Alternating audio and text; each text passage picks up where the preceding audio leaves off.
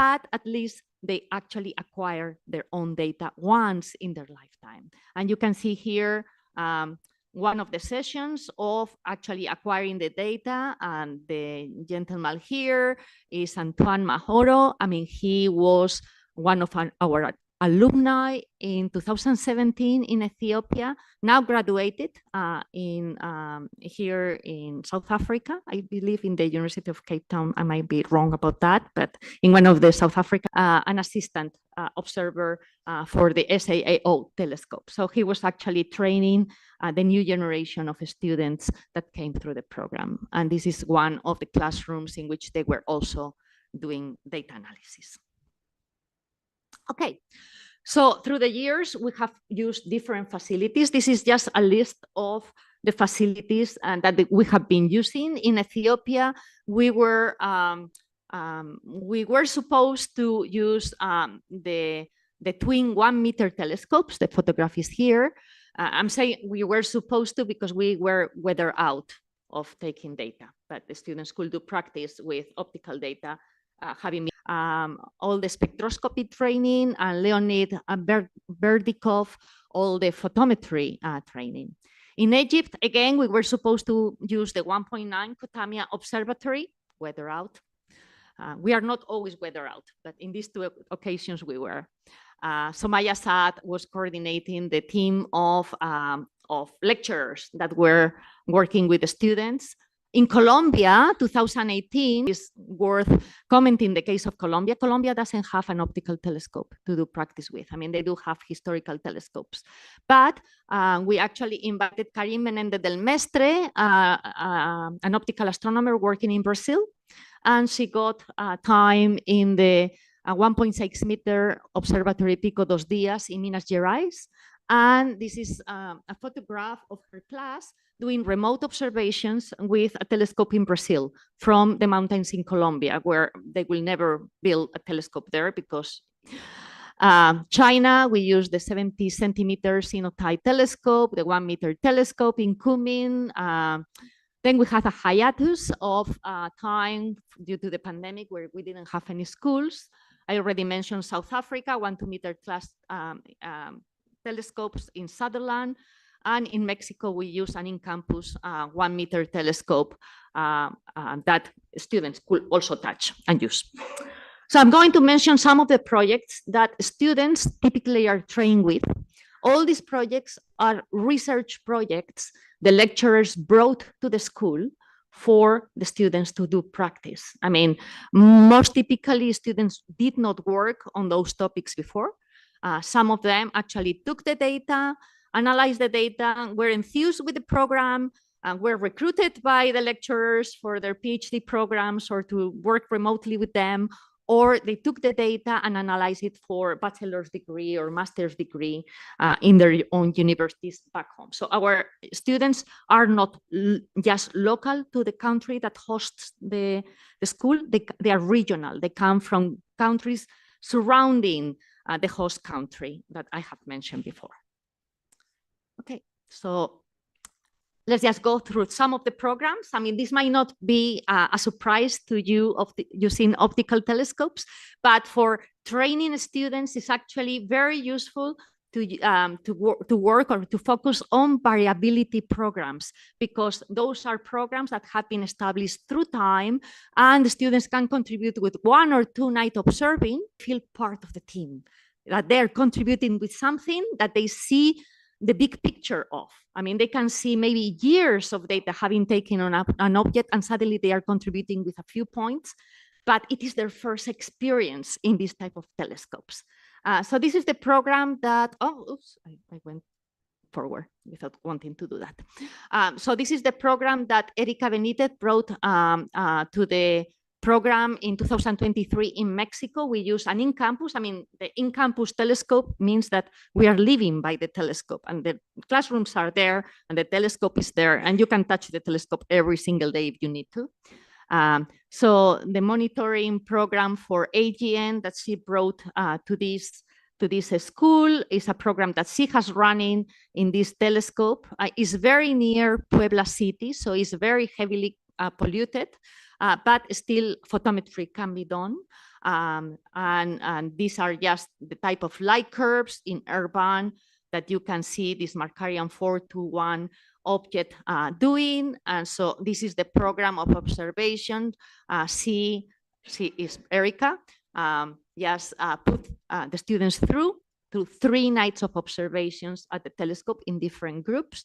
They were acquiring Johnson photometry, analyzing the images, isolating the quasar emission, and just putting it into the light curve so that they could see how it had varied in the days that they had acquired the data. And these are just 2 of the Latin American students participating in this workshop for data analysis, one from Mexico and one from Ecuador. The Ecuadorian student actually is studying black holes, doing theoretical work. This was his first ever experience, probably his last experience with observational data, unless he really was convinced that this is the type of thing he wants to devote to. But it's so important that even if you are doing theoretical work, you have some observational experience so you can analyze what you can believe out of the data. I mean, of course, data is gold. I mean, it's our gold standard. Our models have to adjust to data, but data have caveats, and you have to have taken data in order to understand those caveats. And this is one of the lessons that one can take for this type of programs. In China, I mean, beautiful observatory, lots of remote observing. We could only use the remote observing in order to just get the data for their students to work on. But they had this beautiful program of having different objects, variable binaries, binary stars, pulsating stars, contact stars, likewise crowded fields. I mean, I'm an extragalactic astronomer, so whenever I see something like that, it's like nightmare. I mean, how do you isolate the photometry of a single star in that crowded field? But that's the type of problem they were given in order to contribute to the light curves that they were taking with these facilities. And again, this is Mbanquian, the leader of the school, and the lecturers that contributed to this program with their own research program for the school. In Mexico, again, this is a program that I think is very cool, is variability of asteroids. And this is part of the International Asteroid Warning Network. And this is work that it is being done with a historical telescope, a 77 centimeters Schmidt camera from the 40s. I mean, this is where the Herbig arrow objects were discovered, okay, still in use. I mean, we don't get rid of infrastructure in Mexico. We don't have that luxury. Any infrastructure that still works is going to be used. This is being used for research on asteroids these days. And this is our 2-meter class telescope in the north of the country. And so with these 2 telescopes, the students in Mexico also acquired data. And they did both photometry and spectroscopy. And this photometry and spectroscopy could be used in order to contribute to the monitoring campaign, which is an international campaign. With the whole collection of international data, actually, the researchers can study the morphology of the asteroids doing light curve inversion. And they can study, of course, the orbits near Earth objects. So this is very important in order to prevent, well, you will never prevent, but at least you will know you are going to be hit by a big thing on Earth, right? So again, very cool program, I think, that shows how small telescopes and actually can have an impact on the young people in our communities. Okay, so apart from those, we have had other programs. In Ethiopia, I mentioned we were weather out, but usually we have CAN data taken previously in that telescope or in other telescopes the students can work with. And in that case, it was programs on active galactic nuclei and stars. In 8 clusters of stars also prepared. Colombia, I already mentioned, but Colombia also had a quasar variability type of project. China binary stars, Mexico blazar variability and asteroid classification. And in South Africa, the students had the luxury of being served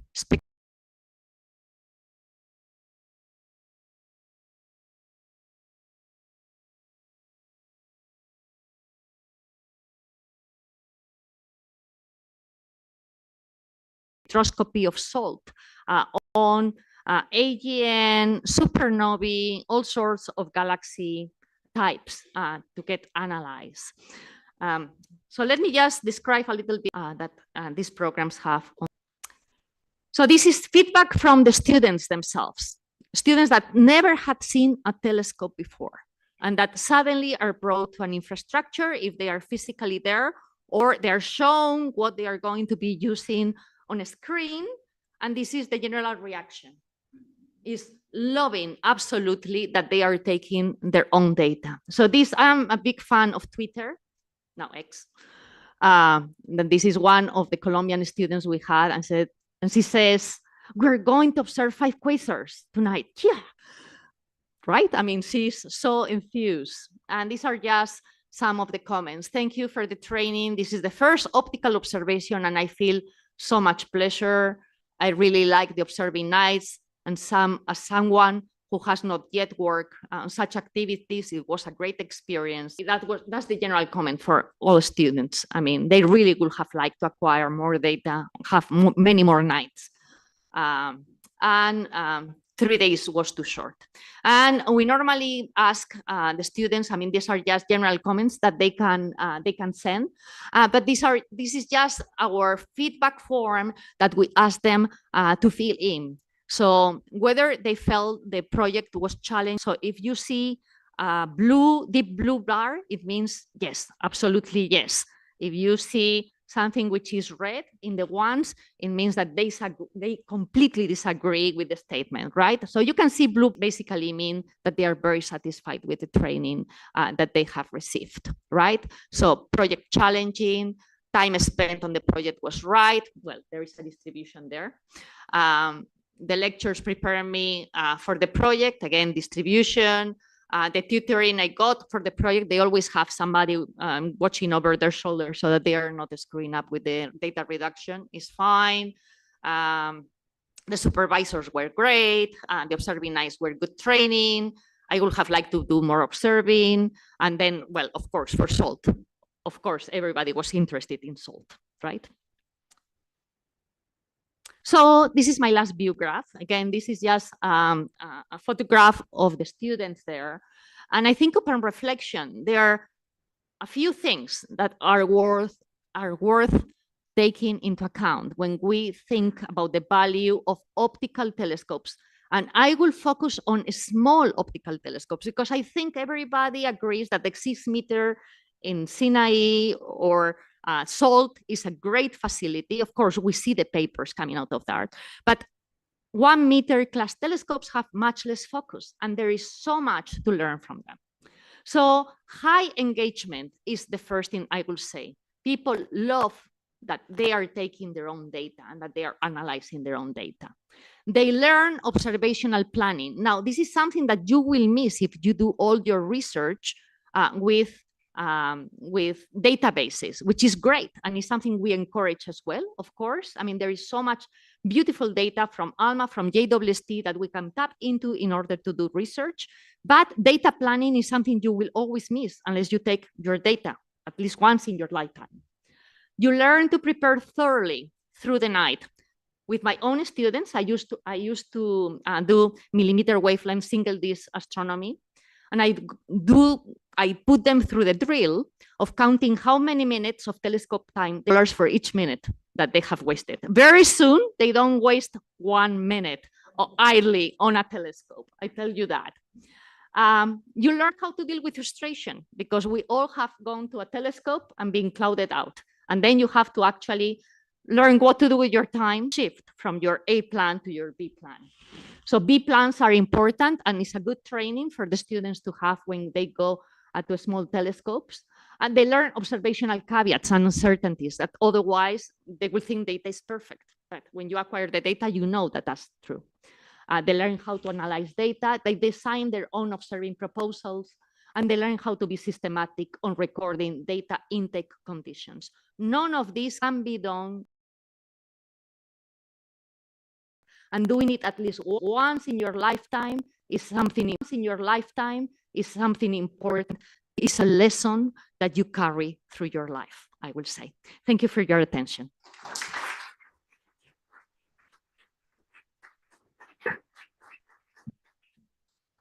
Thanks for that inspirational talk. So, questions? Patricia.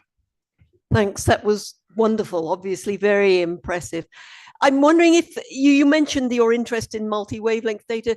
Do you also teach them virtual observatory tools so that they can, maybe with X-ray observations or radio data? Yes. So since I joined the program, but I had my first splash with making an impact on how we teach in the program in 2017 in Ethiopia.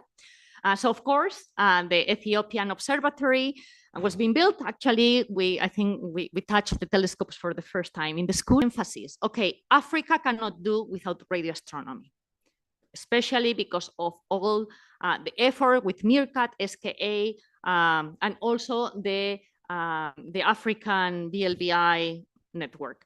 And so we invited radio astronomy. And for each school, apart from optical astronomy, which I think is very intuitive, and so it is good to have optical astronomy in the mix, there is always one other wavelength. So it can be X-rays, it can be radio, it can be gamma rays. But specifically virtual observatory tools. No, as well, so, yeah. Okay. Sorry. No. So apart from that, we also always have a virtual observatory class. Definitely, very important. Okay, I think we better move on. Let's thank Itzi again. So the next talk is by Cyril on observations done in Kenya. Thank you. While the slides are being put up, I'll just say thank you very much for the occasion to present about this project that we've been working on for a couple of years now. This is the result of work by a team of people, most of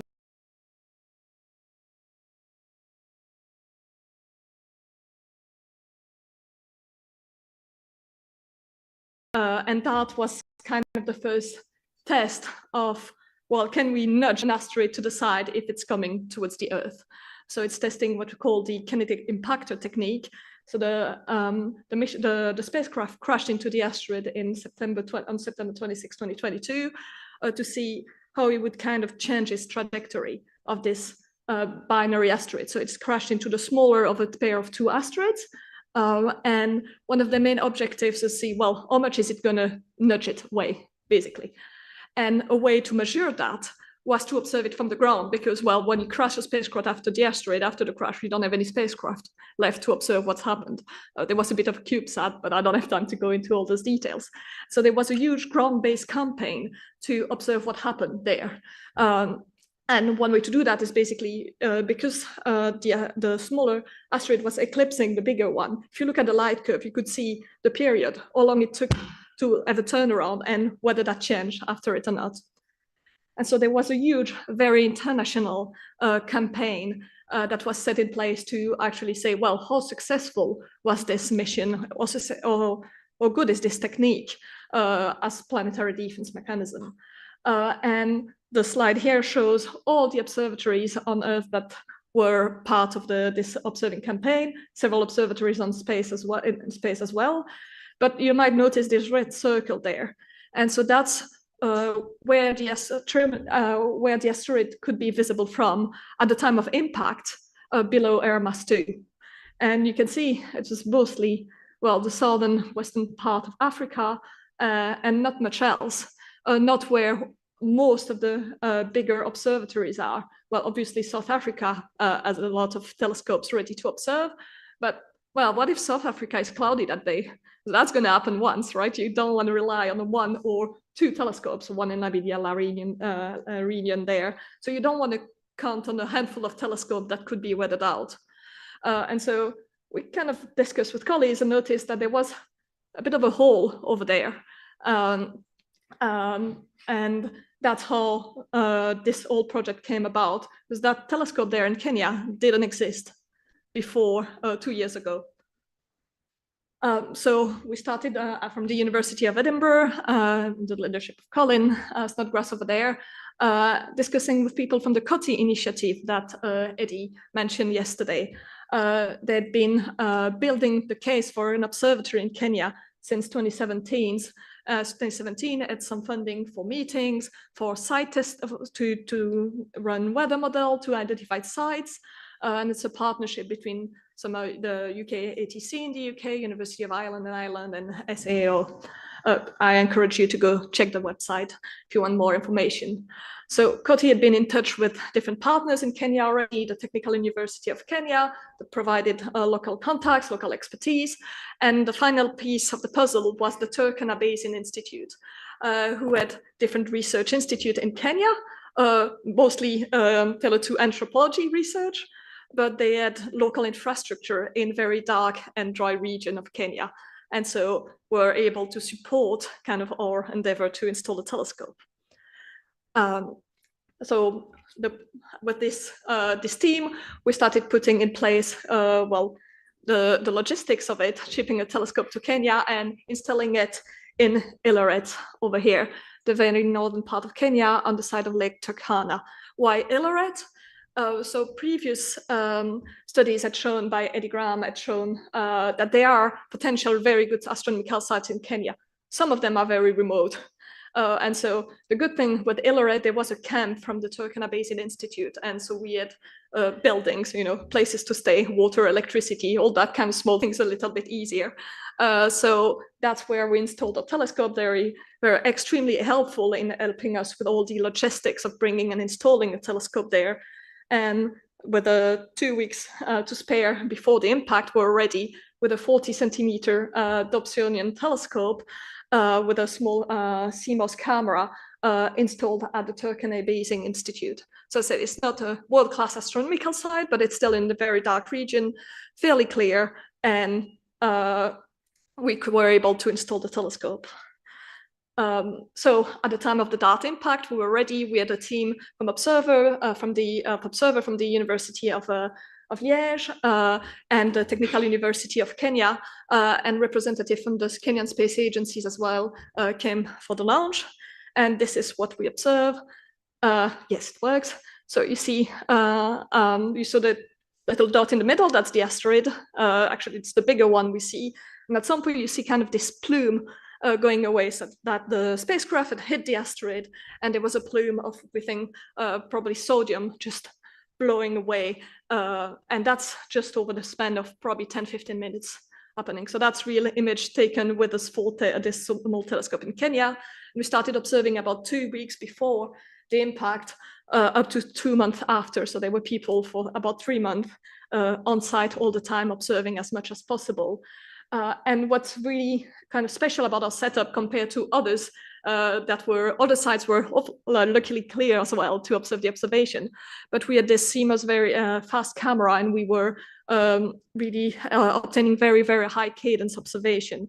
So we could really catch this very fast plume that left the system within only a few minutes. And that's kind of the light curve we got from the asteroid, different apertures there.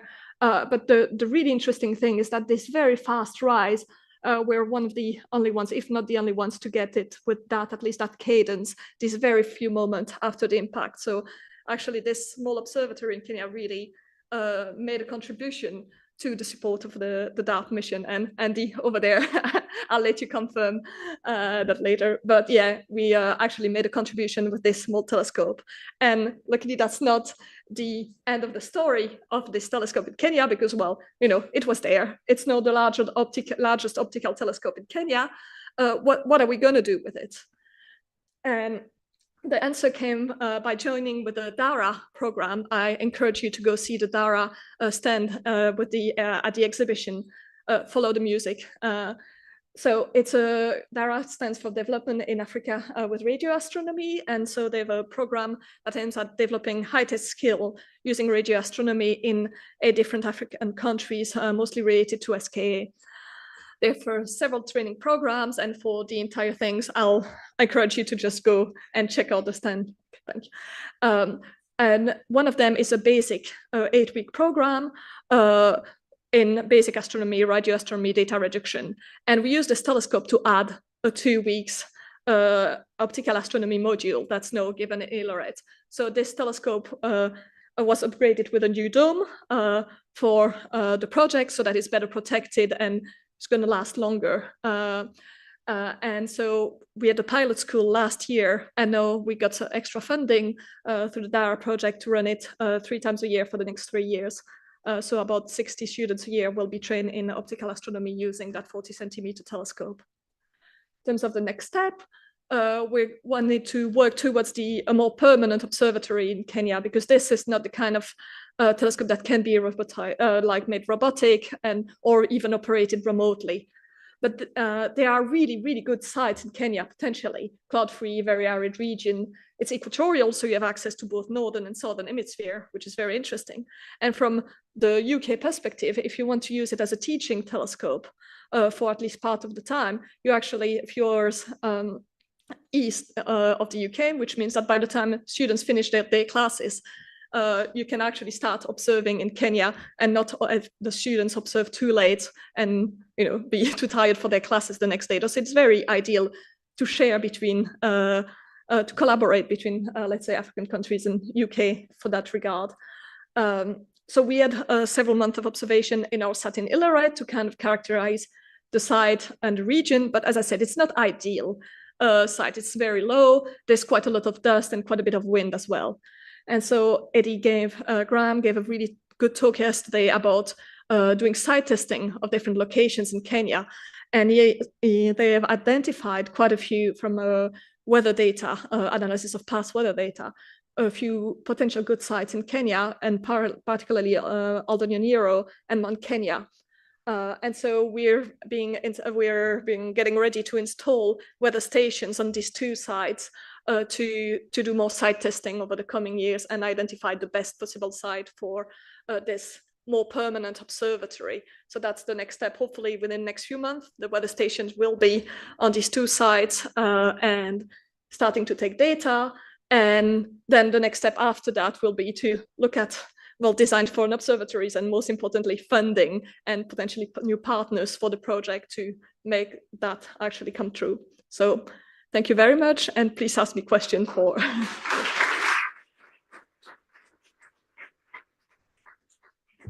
Thanks very much, Cyril. I just want to make a comment that it's amazing to see how this whole development in Kenya has progressed, because right at the beginning, there were Richard Vaughan, who's not an astronomer, was one of the people who, with Eddie and myself, thought, okay, we could do something in Kenya. And then just by, connections, networking with people, the UK became involved. Then I think it was Richard who got to know Richard Leakey and the whole Turkana Basin Institute.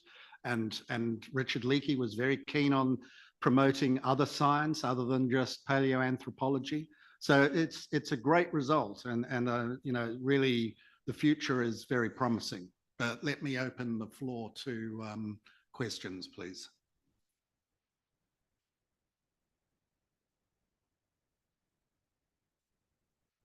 Yeah. What research are you planning on doing with the telescope? What research? I'll just repeat for the people online. What research are we planning to do with that telescope?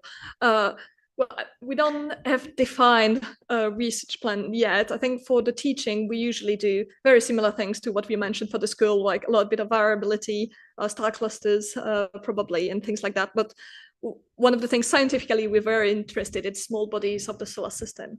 Colin and myself are working in small bodies of the solar system, and you can do a lot with a meter class, even 0.5 meter to 1 meter class telescope in terms of small bodies of the solar system, because you have bodies that change very regularly. You need to be able to go on sky very quickly or spend a lot of time looking for change. So that's definitely one of the science cases we're considering, but we're not, let's say, stopping at considering other science cases. Something I'd like to add. Just wait for the mic, Richard.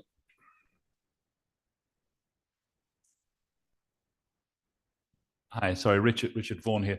One of the important uses for a telescope of this nature is not just for research, but to enable Kenyan students to get access, first-hand access at operating a telescope.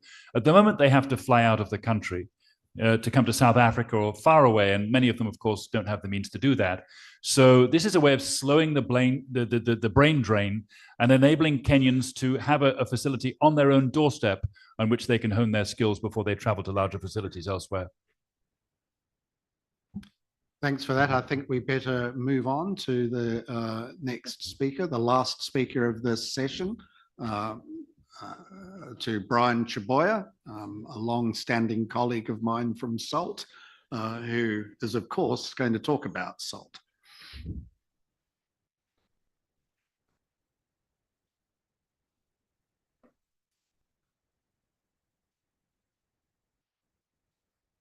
All right, once again, thanks to the organizers for giving me the slot to talk a little bit about SALT. So I'm currently the chair of the SALT Board of Directors. So I thought I'd like to talk to you a little bit about for how SALT is governed. How do you have a large international collaboration successfully maintained for decades? And also a little bit about our plans for the future.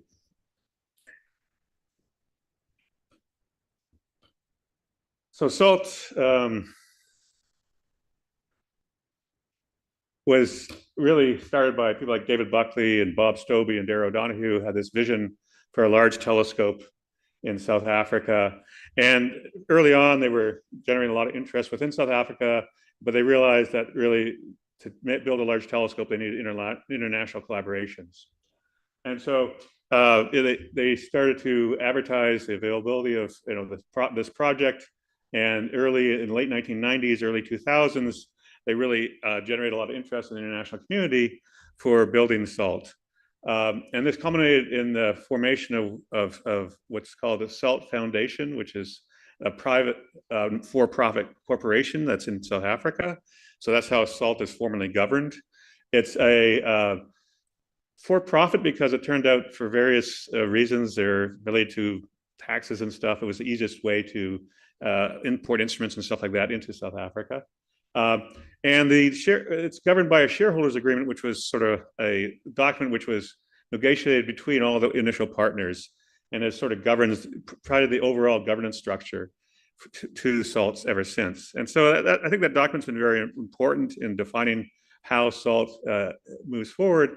And one of the key points in the document was the formation of the SALT as a board of directors. And once again, each institutional shareholder was given basically, if you bought in at least the 3% level, you were given a membership on the board of directors. And so it's a very, in some sense, it's a very unequal board. South Africa initially put in like 34% of the funding, but they only got 2 board members. Other people put in 3% and got 1 board member, but that was an intentional choice was made, I think, to allow for a diversity of viewpoints in the board, and to ensure that all the shareholders were invested in the future of the telescope long term. So the SALT board is the agency that's responsible really for the strategic direction of SALT, and also very importantly, the funding of SALT. So when the SALT was initially set up, everyone sort of purchased shares, and that allowed us to have a physical item that we could tell we really are buying something. So in terms of generating interest within for example, within my own university, the fact that they were purchasing shares, they could understand that concept. They knew that they were getting some sort of asset that they could, if they wanted to, at a future date, potentially sell. And so the idea of having a shareholding was well received by many institutional funding personnel. So the SALT board is, like I said, responsible for the strategic direction, but also for the fundraising and providing and improving the annual budget. And so that's really one of the keys for maintaining an observatory is having a sufficient funding to maintain the observatory long term. There's been a number of challenges with that funding model. Initially, the operations costs for SALT were underestimated by quite a bit, but and that led to some partners eventually having to drop out of the consortium. But fortunately, South Africa has been able to step in and increase their percentage of operations costs. And so early on, the decision was made by the SALT shareholders that we would not operate the telescope, but all the operations of the SALT telescope were delegated to the SAO. So the South African and SAO and SALT basically have signed a series of agreements, operations agreements, in order to allow SAO to operate the telescopes. And so SAO is responsible for all the operations, and there's actually very few SALT employees. All the employees basically are employed by SAO. So SALT has a chief financial officer who's a direct employee, but other than that, all the staff associated with the observatory are employees of the SAO. So very recently, the decision was made originally the SAO managing director was given the overall responsibility for managing SALT. And that worked, but it was always a bit of a challenge because the SAO managing director, as we heard, there's lots of things going on at SAO, not just SALT. And so the SAO managing director has a lot of things on their plate. And so we've decided that it makes sense to have a SALT observatory director, and we've implemented that recently with Carney, who talked yesterday, being the first SALT observatory director. So the SALT observatory director reports directly to the SALT board, but also reports to the SAO managing director. And that structure is something we're going forward with and seeing how that will work for us in the future.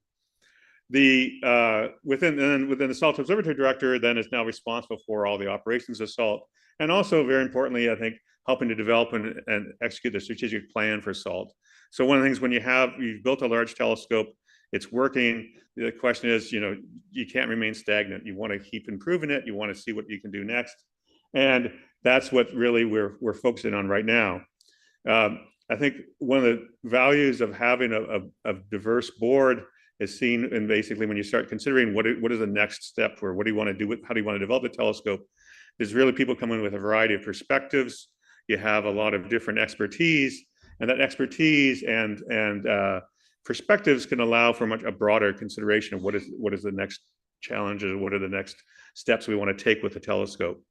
And so, like I said, I think one of the advantages of being an international partnership is that we do have a lot of people with different expertise on the board, and we also have a lot of people with allow us and a lot of breadth of scientific interests, and that allows you to operate allows the board to have a range of opinions, a range of viewpoints that enable us to, I think, have in the end a very strong telescope model that allows us to keep, the telescope's been operating now for routine operations for close to 15 years now, and we're now considering what are the next steps we want to take.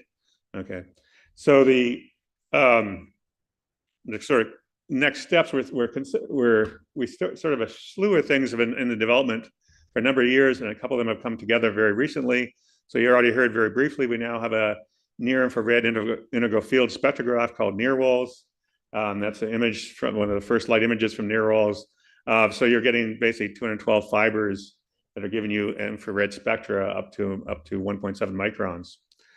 Very recently as well, we've installed a laser frequency comb onto the high resolution spectrograph, and that will enable high precision radial velocity studies. Going forward, we heard already about the integral field fiber unit for the Robert Sobey spectrograph is a very versatile sort of low to medium resolution spectrograph that is been on the telescope from the get-go. It was originally built by the University of Wisconsin and Rutgers University, and it's been recently upgraded with this integral field fiber unit, which has a field of view very similar to the near infrared unit. But we're also planning to upgrade the CCDs in the near future, and we're also planning an upgrade, so basically becomes a dual beam spectrograph, which will double the wavelength coverage effectively you can get in a single observation. So these plans are well underway and have been moving forward. And in the future, we're considering a number of enhancements, both to basically the telescope top end, in particular ways to make the telescope more efficient. And that's one of the things the board is considering. And we also are eager to consider new instruments, but one of the reasons I came to this, one of the things that always when you're dealing with new capabilities and stuff like that is the funding question rises up.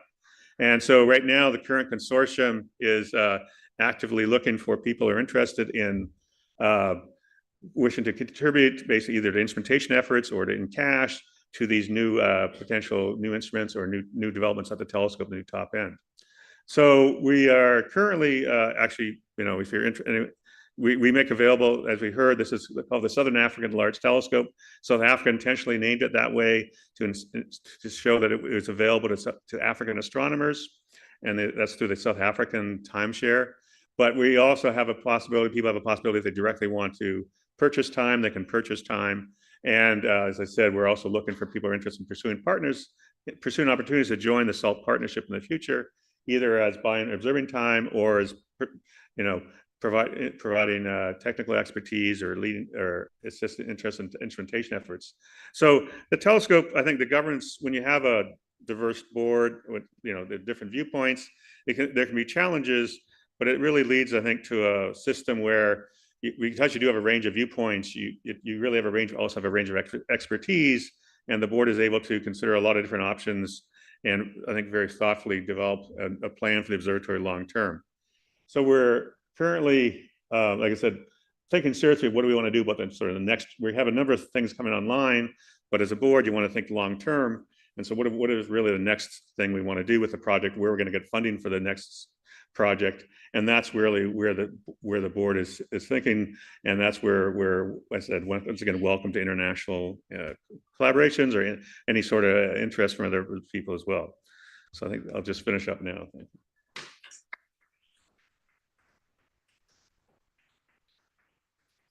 Thanks very much, Brian. So questions?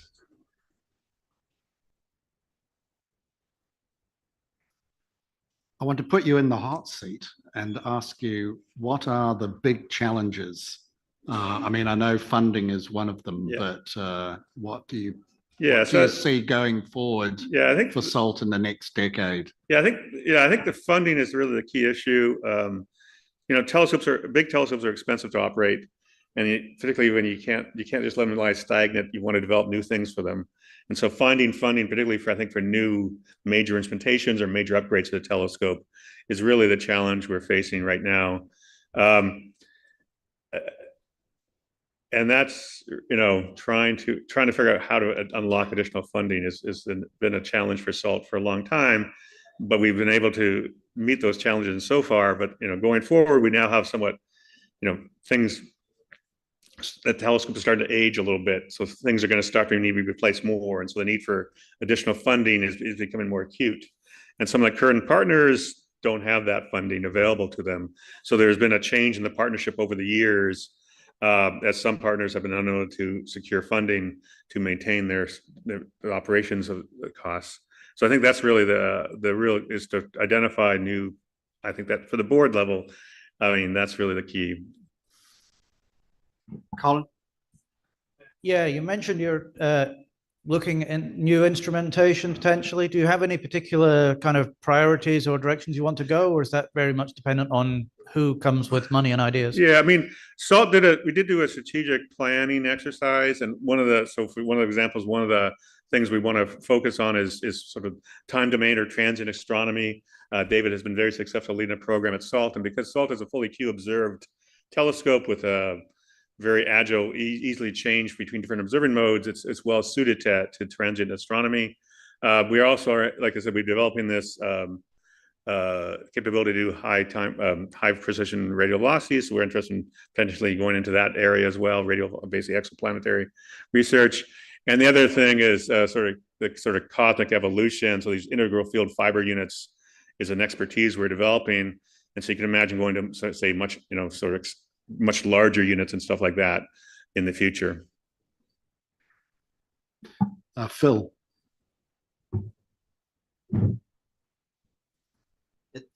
Brian, just to take that last point you were making, emphasizing how SALT is totally Q scheduled, which makes it ideal for the transient program follow-up, coupled with the integral field units, makes it very efficient to do that.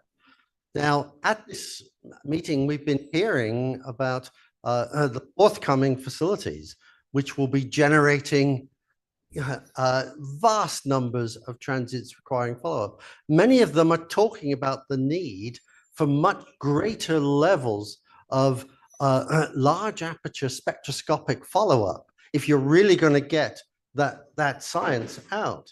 And I can't help but feel that somehow we need to make the SALT option as a way, let's face it, you can build the thing for $25 million for a 10-meter telescope. You should really be building 10 of those to cover all the things that LFST, Rubin, and other facilities are going to be producing in the next decade.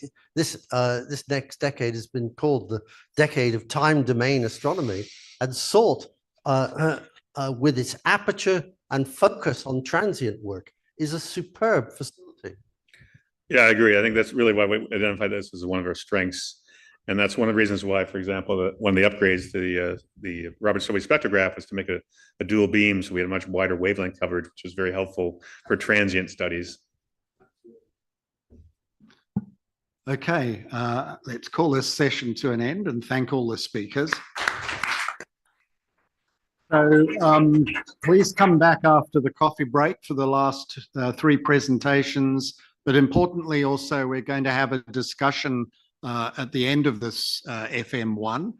So the SOC members will be up here, and it'll really be sort of an open floor to bring up some discussions that might follow from some of the presentations over the last 2 days. Thanks.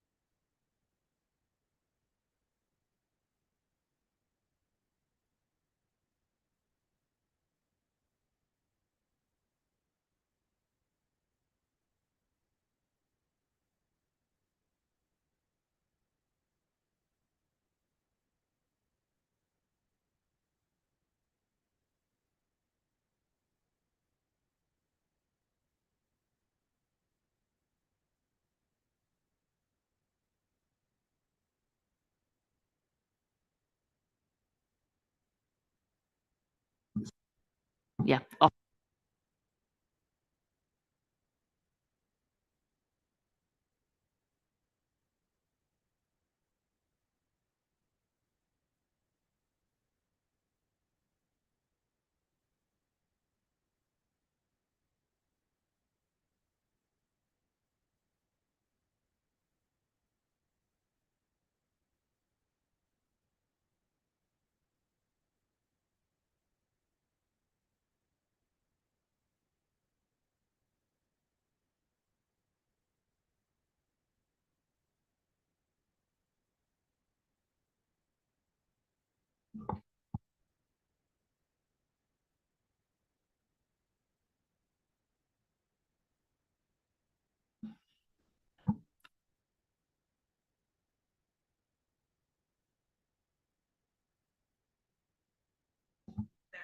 So now it's working. Okay, it's the reverse. I mean, this is counterintuitive.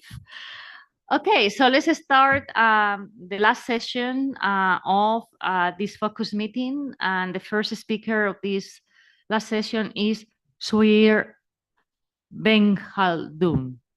Please. We have to wait until they put the view graphs before you start operating. Now you can start.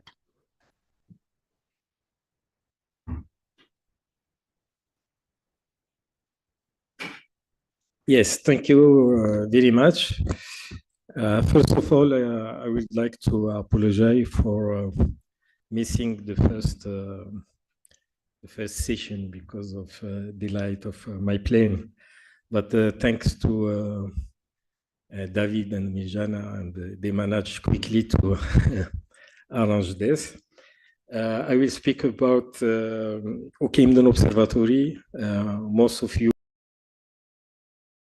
know very well the history, I think, of this observatory, but I will go fast. We are Oakhamden Observatory. It's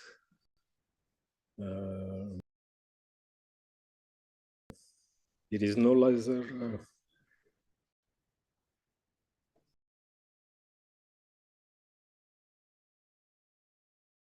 Yes, Morocco is here.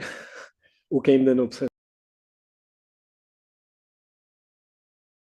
Observatory is in the south of Marrakesh, and you know the famous TRAPPIST telescope, who discovered the system. TRAPPIST, I will speak about that in my slide. This picture is from TRAPPIST telescope.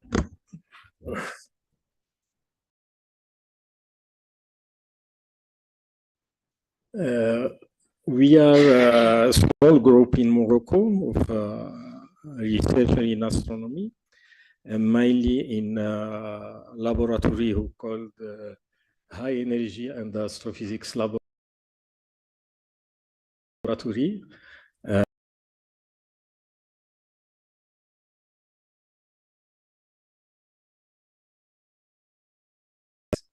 We are about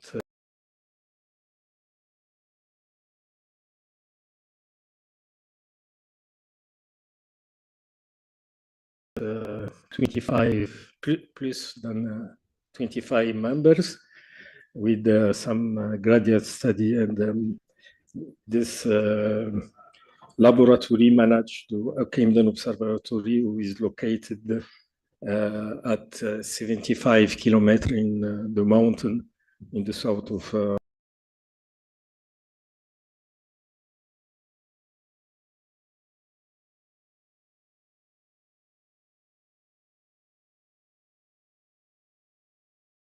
Morocco by the impressive increase of yes, but by the impressive increase of the publication, the paper, and also the citation of this paper in the main astrophysical journal.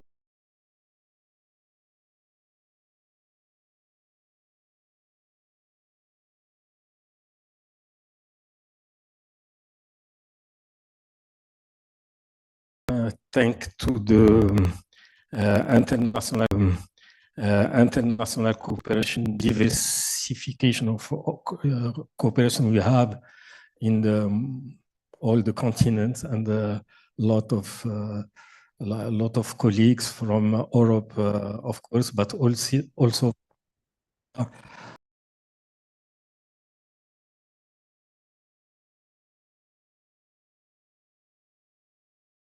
to be involved in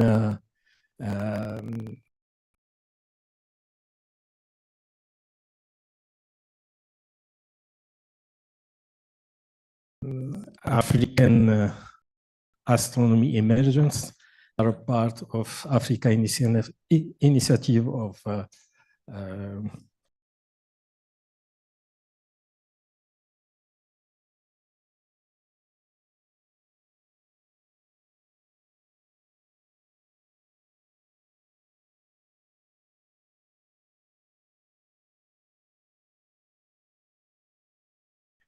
for planetary science. Yes, called AFIPS, that we create with our colleague David Baratou from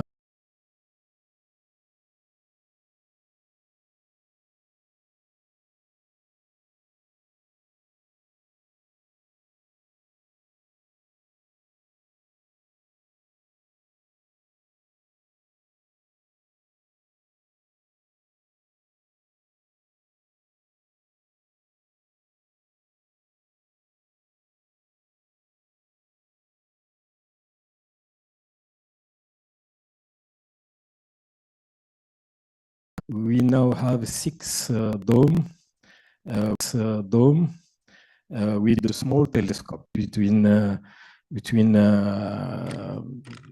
30 centimeter and 40 and 16 centimeter, and in the next month we will have one of 18 centimeter. The main tower is here with this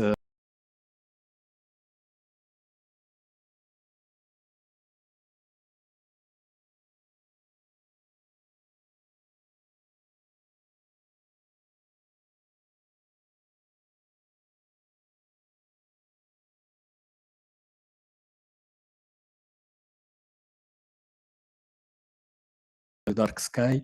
We have famous MOST telescope who make a lot of discovery in the observatory with our colleagues from France and Switzerland. We have meteor camera too. We try to build a network of camera.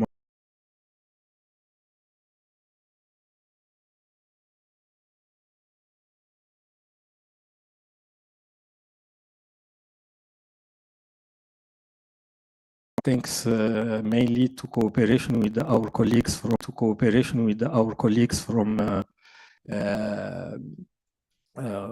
Illinois, who monitor an experience called Renoir to monitor disturbance of high atmosphere and especially ionosphere. Let's see. This is also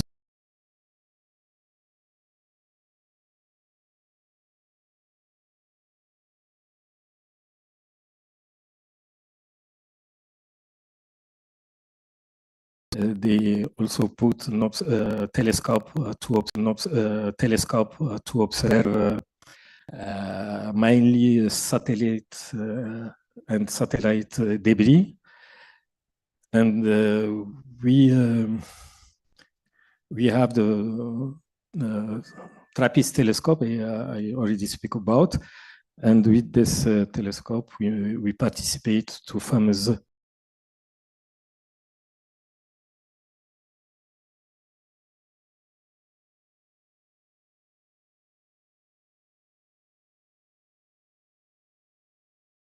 Youssef Moulin can speak about that. In the Symposium 393 next week.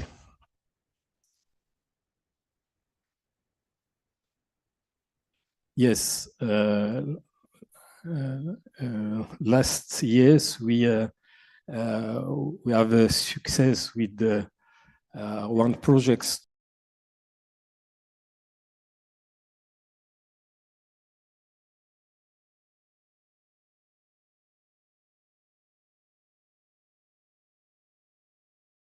in Morocco. This is first one, and now we have a first one, and now we have three location of this group who observe with us some scientific target. If of course they do photograph, nice photography from the deep sky.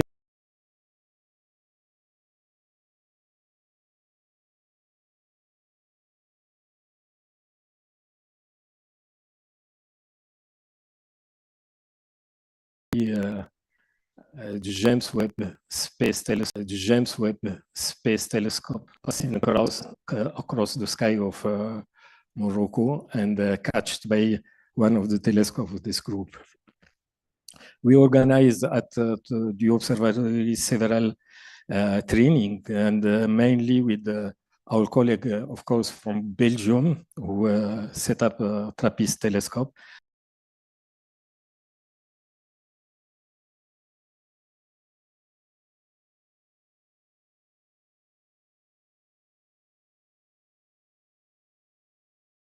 We can do this thing of training. Yes, this is a brief history of the observatory. We can come back. We started our journey at 1984. By setting up first laboratory in the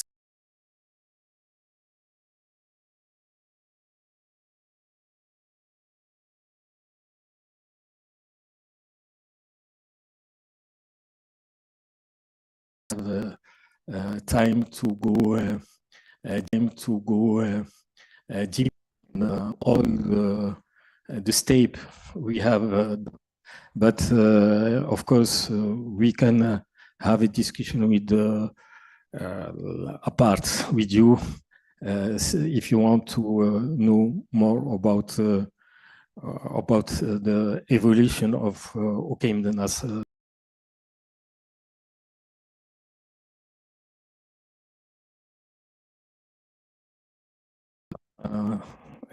important dates for the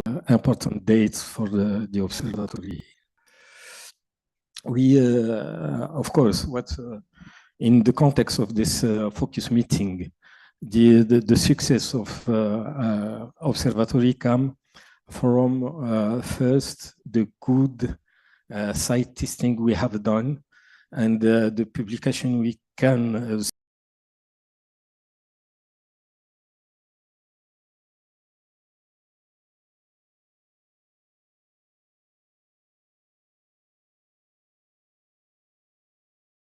the attention of our colleagues from astronomical community, and come to ask us to put telescope and to use observatory federal program. And after that, we do more.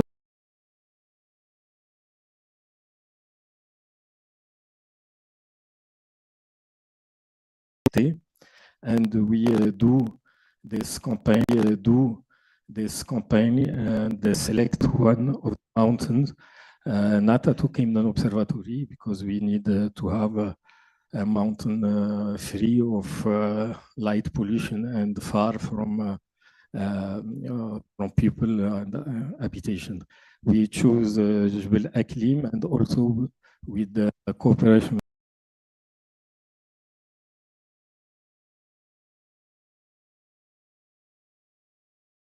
qualification of this site. We also get instrumental expertise, and yes,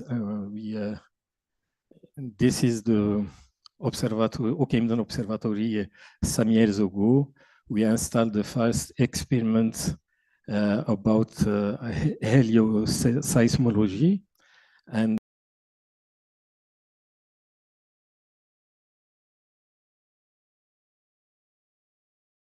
which is very simple instruments based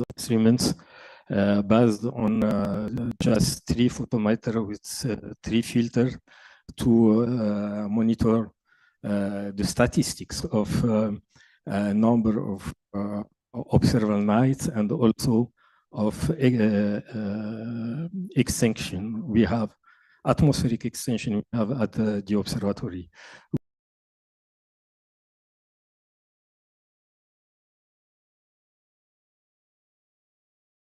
University who set up the GANG,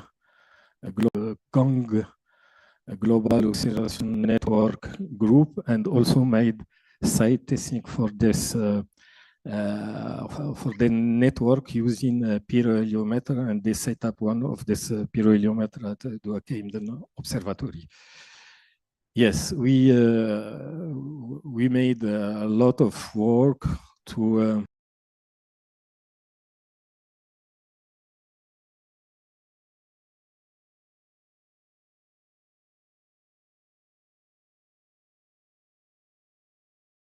on this area using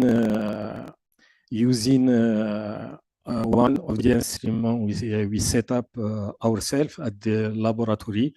This is a differential image monitor, but we develop our own for this instrument, and we use it for several times to make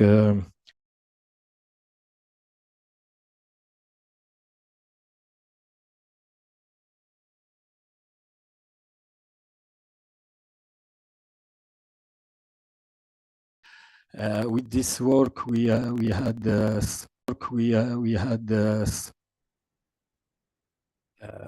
yes, some thesis on these topics, and PhD student become a laboratory afterward.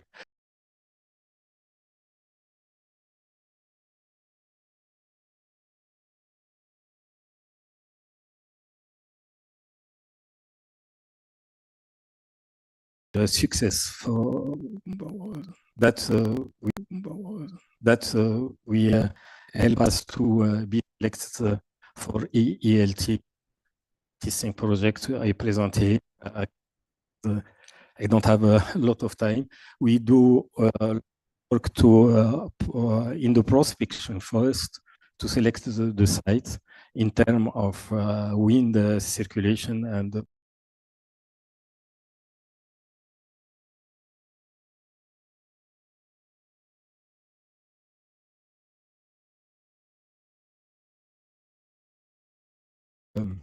to access this site and this site and site testing with the several interesting results. We can yes, I pass very fast the achievements we have thanks to the expertise our group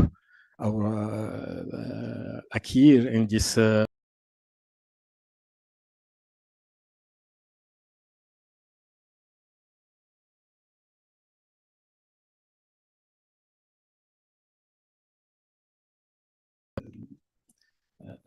for monitoring the seeing and the astroparameter parametric astroclimatic parameter. Here you can also see one important achievement in our laboratory about the isopiston.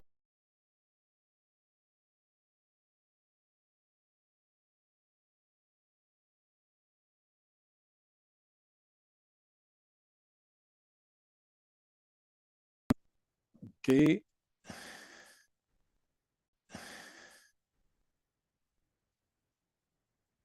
Work. Yes. I will pass in review some important telescope we have and the program we develop. Here is MOS observatory I already speak about.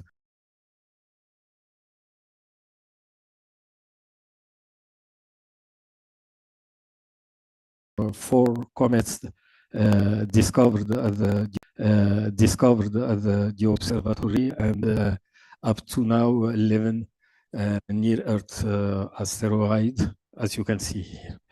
And we send several observation to minor planet center, and as you see, the Oakhamden Observatory is ranked 7 among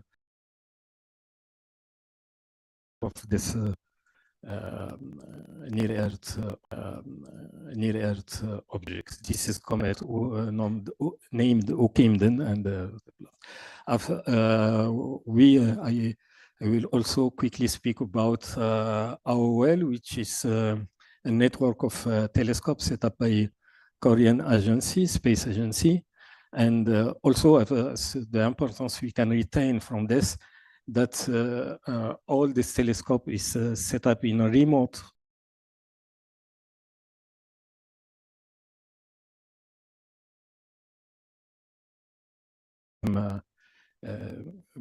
measurements. This is measurements. This is a publication we have, a communication I have made about this at the 2015 in the IAU General Assembly too. We are involved in space weather too, thanks to this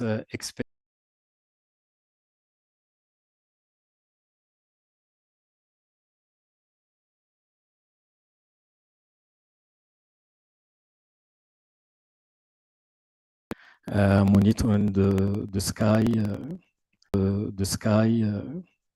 of Oakhamden, and we can get the afterglow and the velocity of ionospheric disturbance. We made some publication in these topics with this cooperation, and of course, we will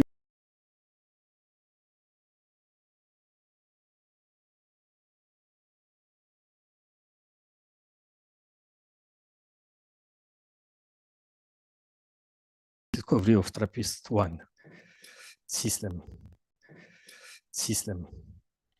Yes.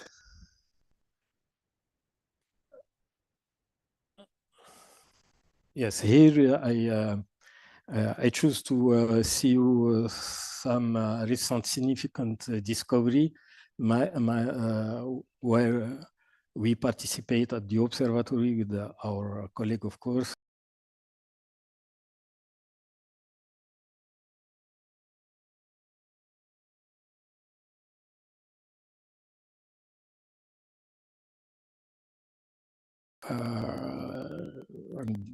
Yes, we can go deeper in the detail of all of this, but the objective is to show you that even with the small telescope in the good observatory, we can do efficient observation and get in.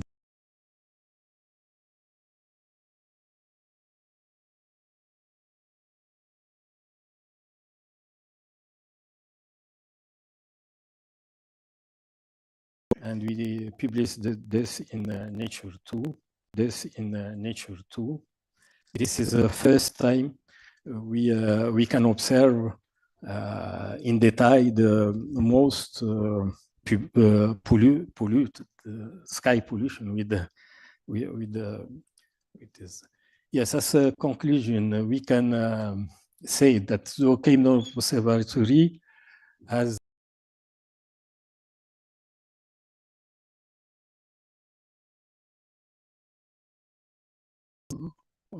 cooperation around the world. Yes, this thanks to exceptional conditions we have also in the site. And this surge of interest has provided us with an opportunity to cultivate research and training within our group in a growing team. And now Morocco, we can say,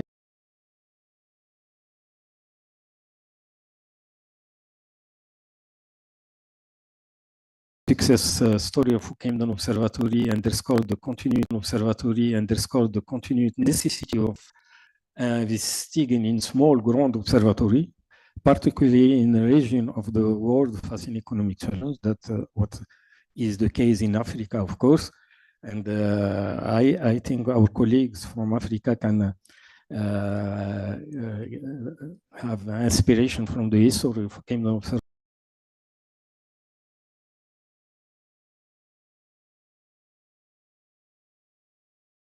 Cooperation with our colleague from Egypt for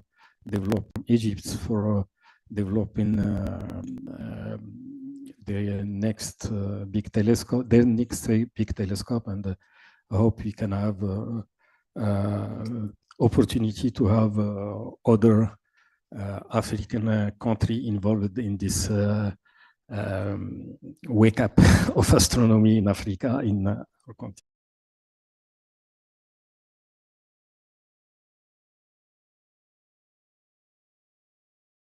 Make one quick question.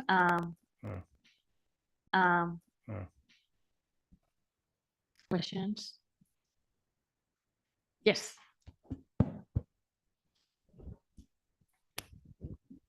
Thank you, Zuhair, for your presentation. I want to ask if you have a local legislation to protect your site from light pollution and urban extension.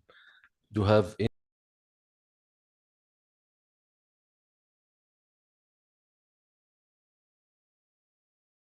From urban extension and the light pollution,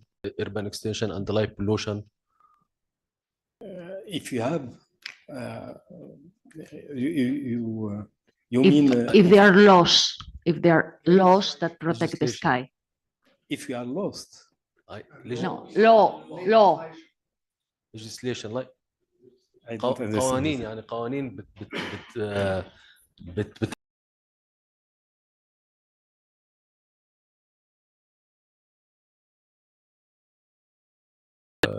لايت بولوشن يأثر عليه. Okay. قوانين يعني يأثر عليه. Okay. قوانين يعني عندكم في. Okay, not yes. For the Camden Observatory, we have surrounding some village and population, but we selected the sites we have done for ACLIM. If we have a big project like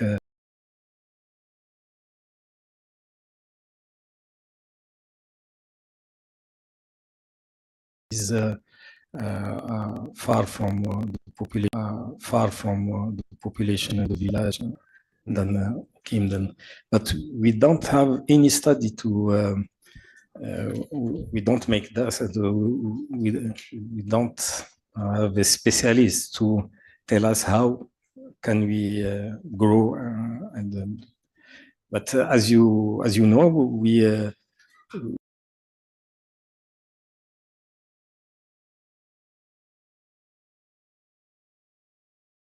Some regulation beside Moroccan opportunity to protect this area from light pollution.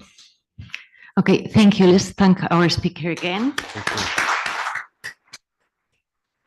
And we're moving to our next speaker, Solomon Tessima, please. So please wait until the technician tells us that we are good to go.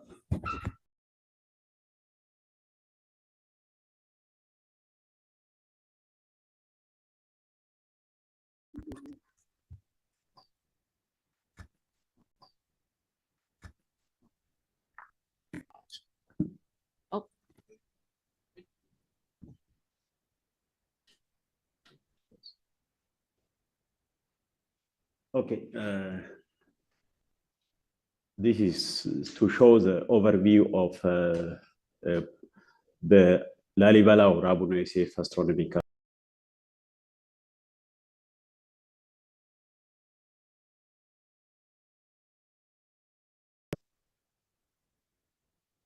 Hmm. Hmm.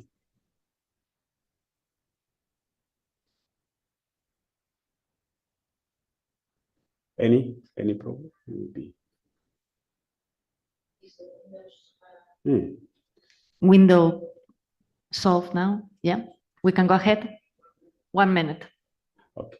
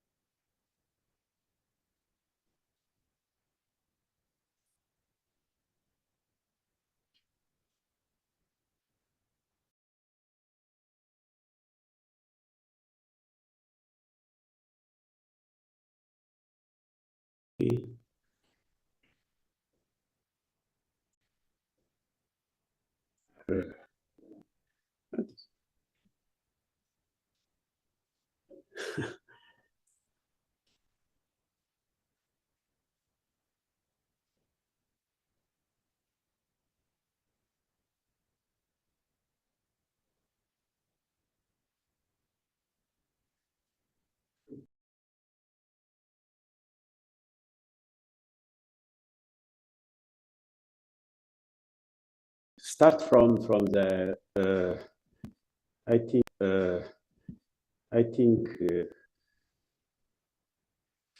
really astronomy researching infrastructure in Ethiopia mainly emerges after the establishment of Ntoto Observatory and Research Center in around batteries situated in nearly 3,150 meters at the outskirts of Addis Ababa, the northern part of Addis Ababa. And then the interest of the many of the universities and the government really pushes to have another astronomical site and outside of Addis Ababa.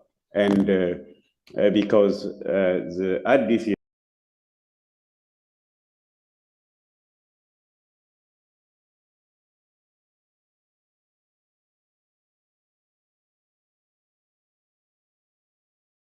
yes, to have another facility in the northern part. Then this.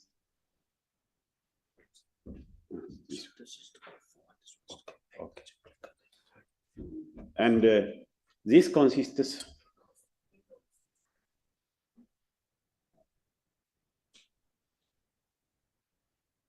Okay.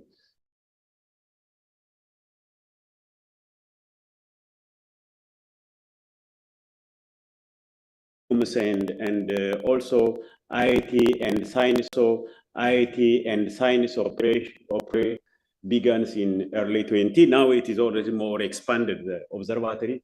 And finally, it was commissioned nearly late of 2015 and has been planned to expand another center around Mount Lalibela Mountain, Abune Esef. And it was two.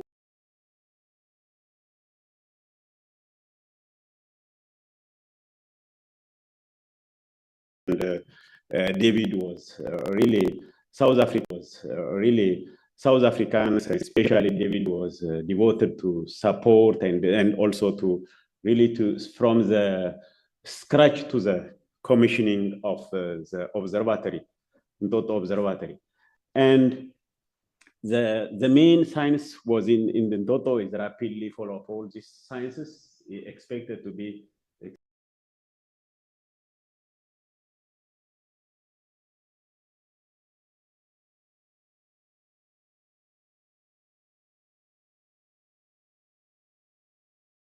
and high time speed and search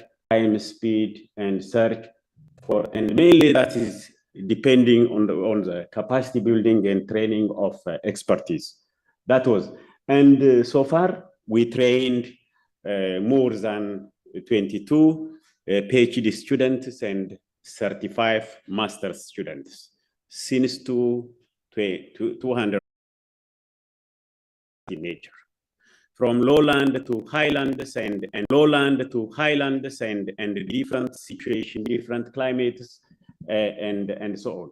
Then expected areas of astronomical site is really mainly to the northern and northwestern part of Ethiopia is highly expected. Then this is some of the areas of Ethiopia that's already protected.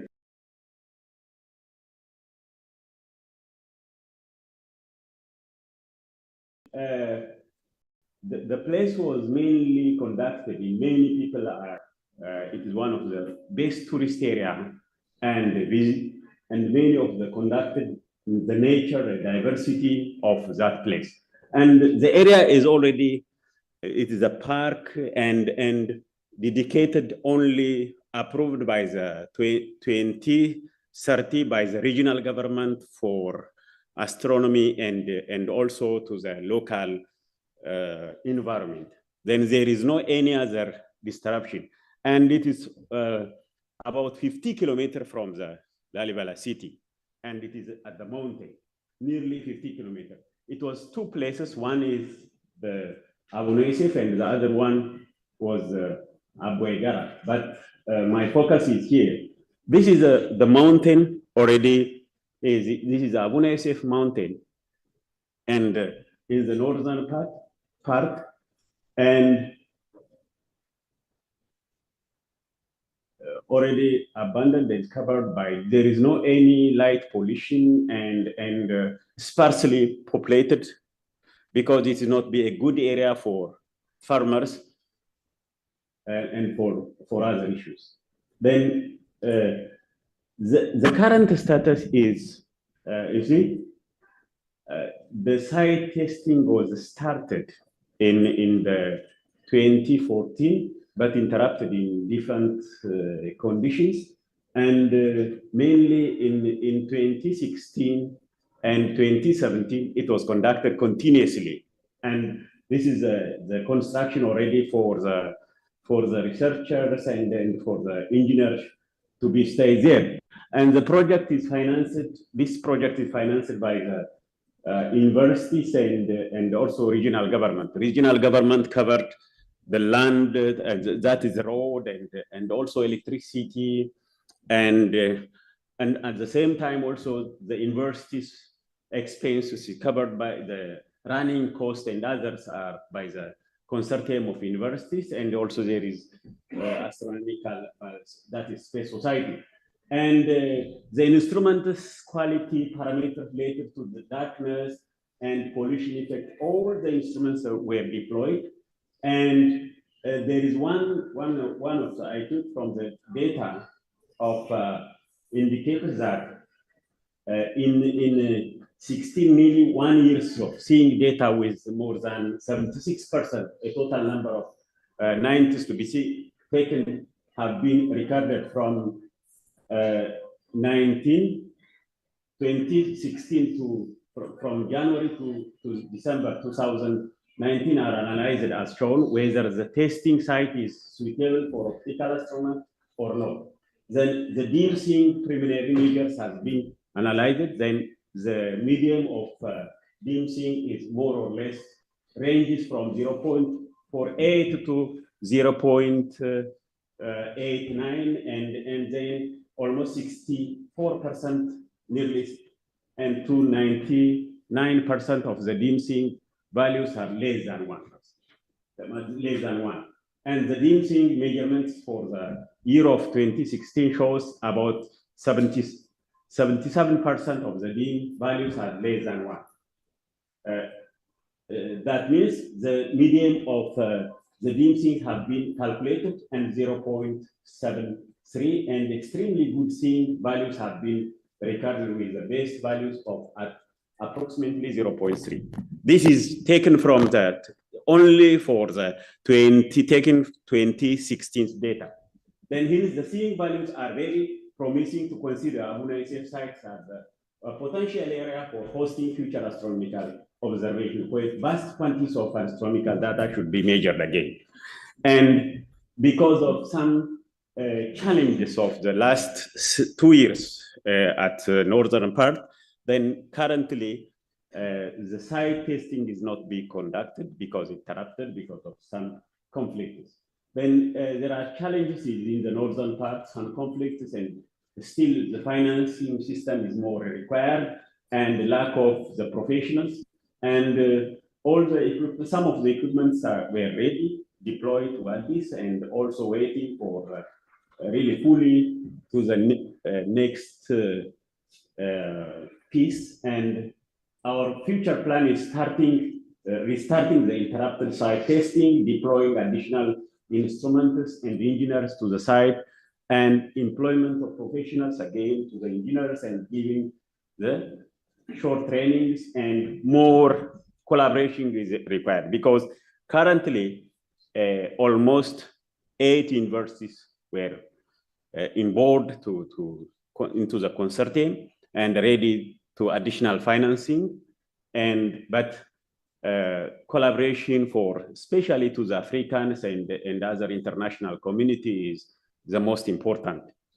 And summary, the Abuna SF is really a good opportunity, an excellent opportunity for astronomy, observational astronomy with diverse weather conditions. And Ethiopia's consortium universities are committed to finance the project, and I encourage all us and to collaborate and work together. Thank you very much.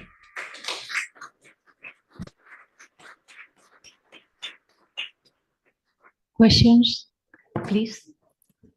Let's wait for the microphone. Yes, here. Thanks, Solomon, for your good talk. And I want to ask if you have an expectation of how many clear nights you have in this mountain, because I can see that the mountain is full of green land. That means that there are a lot of rains. I don't know if the clear nights are high or low, or do you have an expectation of how many clear nights do you have during the year?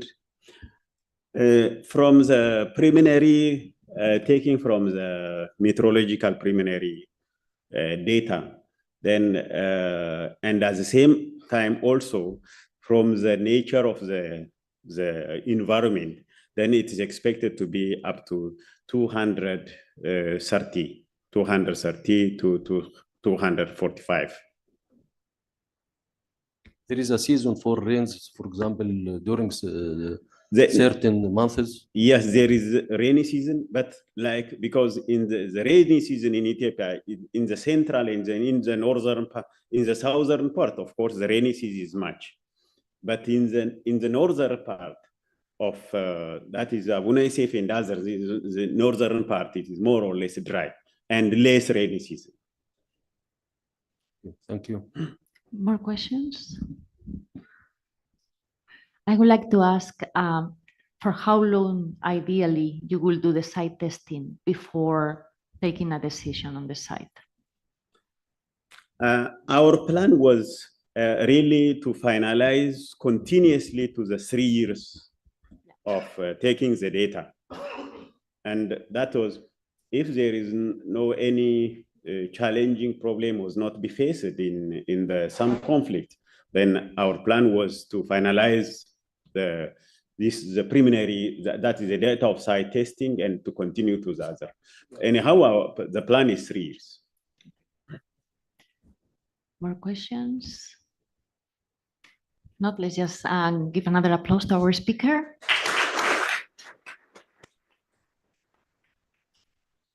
And we move to the final talk of the session, but Jehko Ivechik.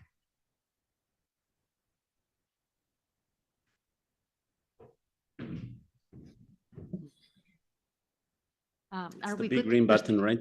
Are we good to start? Okay, let's start. Good afternoon, everyone. Thanks for inviting me. So what do we think by, what do we mean by democratization of astronomical research. We mean astronomy for everyone, so that wherever you are, that you can do cutting-edge astronomy, research, and education. Take my personal example. In very short time, I plan to partially retire to a very small country that I'm from, to a very small island and a small house with a small study room. But I plan to do big science. How will I do that from my small study room? I will do that with LSST data. And everyone will be able to do that around the world. And so the point of this talk is to briefly show you what Rubin and LSST are about, and just to showcase a few of the tools that you will be able to access in about a year from now and start accessing LSST data. So just to get some terminology straight, Rubin Observatory is an observatory in Chile that is about to be completed. And the first project, the first sky survey that that observatory will undertake is called Legacy Survey of Space and Time. So that's project, it will last for a while, but the Rubin Observatory will probably last much longer than 10 years. As you can see in our mission statement, we want to produce an unprecedented astronomical data set. And we want to make it widely accessible to a diverse community of scientists all around the world. And also we want to engage public all around the world. So I'll spend about half of my time to briefly tell you what Rubin and LSST are about and where do we stand with the construction of the observatory. And then I'll spend the next half of my presentation show you some of the tools that already exist. And they will be the tools that anyone around the world will be able to use to do astronomical research and astronomical outreach. Rubin is not very large telescope. This is Rubin compared to some of the largest telescopes being built and to two space telescopes. What is unique about Rubin Observatory is the product of the mirror size and its field of view. This is the quantity that determines how fast you can scan the sky. And with Rubin, we will be able to scan the sky 100 times faster than any comparable telescope like Gemini South and North, like VLTs, etc. Any 8 to 10 meter class telescope, Rubin will be 100 times faster. So LSST that we budget 10 years for would take 1,000 years on any other similar telescope. And this is Vera Rubin, famous for dark matter studies that observatory is named after. So from the technological point of view, the trade secret of Rubin Observatory is its large field of view. You can see comparison here. At the top right is typical field of view of those dozen or so 10 meter class telescopes in the world. Bottom right is field of view for Rubin Observatory for Simoni Survey Telescope and LSST camera. So it's 3.5 degrees across. It's giant, about 100 times larger than other fields of view. We will be using filter set that is very similar to SDSS, except that SDSS Z band was split into two bands, Z band, still called Z band, and Y band. And that was done to improve sensitivity to very high redshift objects around redshift of 7.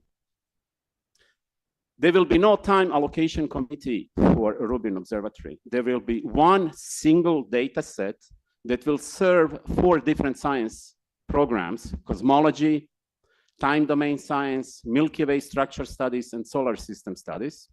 And here you can see how the scheduler, the brains of our observatory that are running, that are computing cost function. You lose time when you slew, you gain something when you get certain signal to noise. You take into account observations, etc. This is how it will be run for 10 years. It won't be astronomers putzing around sky, but there will be essentially AI, artificial intelligence program that will observe for 10 years. The data will be much deeper than existing all sky surveys. This is example from SDSS. This image goes to about 22nd magnitude. And SDSS covered about 1/4 of the sky, the depth. Gaia, for example, that has the whole sky coverage, is about 2 magnitudes shallower than this image. With LSST, we'll go about 3 magnitudes deeper than SDSS for each image. And then when we co-add hundreds of images, we'll go 5 magnitudes deeper than SDSS. The same part of the sky that you see here, it's a teeny tiny part of the sky, 1/10 of the full moon's diameter. This is how it will look with LSST. This is what 5 magnitudes of depth bring you, many more objects. And for that reason, LSST catalogs will include about 20 billion, with B, 20 billion galaxies and a similar number of stars. That will be the first time in the history of astronomy that we will have cataloged more objects on the sky than there are living people on Earth. Literally, you could name a star and a galaxy after every living person on Earth, and many dead ones too. So it's not just about getting the data. The goal of Rubin Observatory is also to process the data to what we call science-ready stage. So instead of having a raw image coming out of the camera with observational artifacts in pixel space with electron counts, what you will get is properly astrometrically calibrated image and flux calibrated in Janskis. Not only that you will get calibrated images, but our software pipelines will go through those images.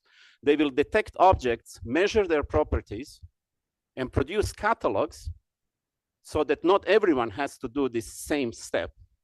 And finally, not only that we'll produce catalogs, we will deliver them to you using easy-to-use tools that will enable people around the world, including retired me, to do remote science with those tools.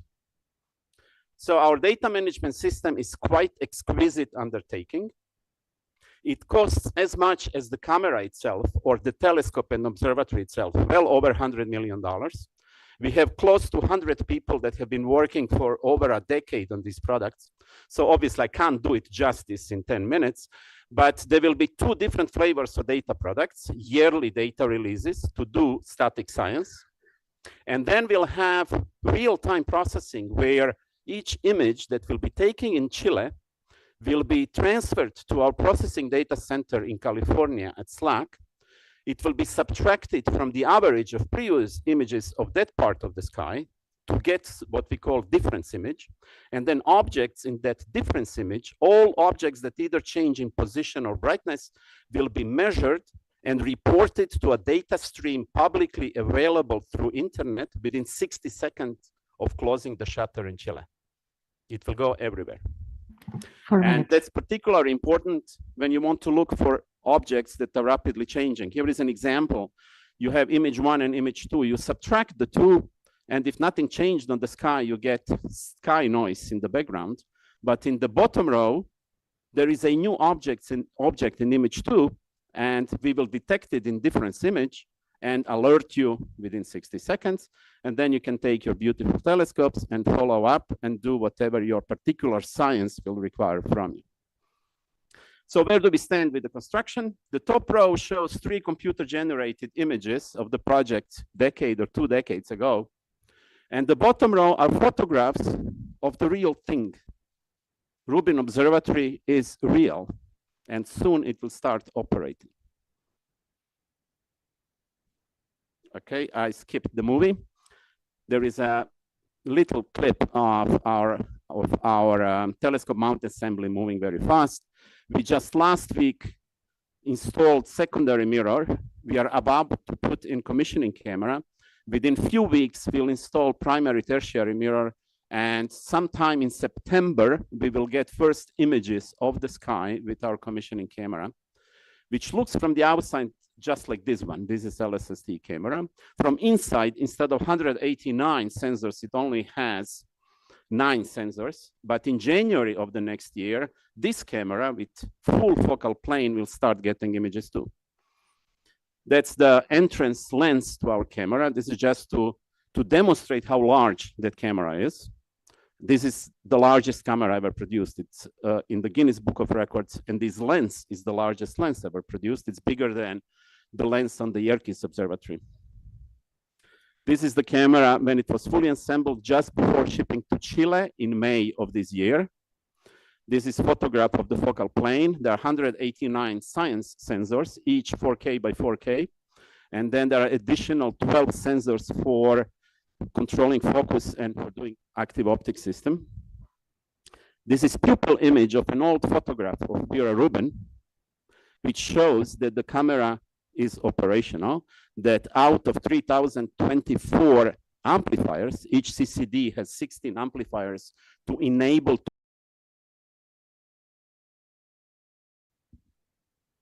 How's that?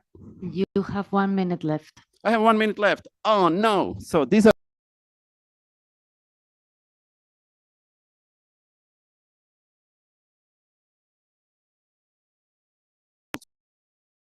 to access the data. Words, more words. There will be 3 components to the Rubin Science Platform: Portal, notebooks, and APIs. Portal is for interactive analysis of our catalogs. You can choose your favorite object, favorite little point on the sky, and you can play with it, or you can select with SQL query something on the sky, play with it. You can do fun stuff with modern plotting tools that do not choke when you have billion objects. So you can choose your objects, sub-select, choose area on the sky, plot color magnitude diagrams, etc. Notebooks, even more powerful. That's for doing really cutting-edge science. It's Python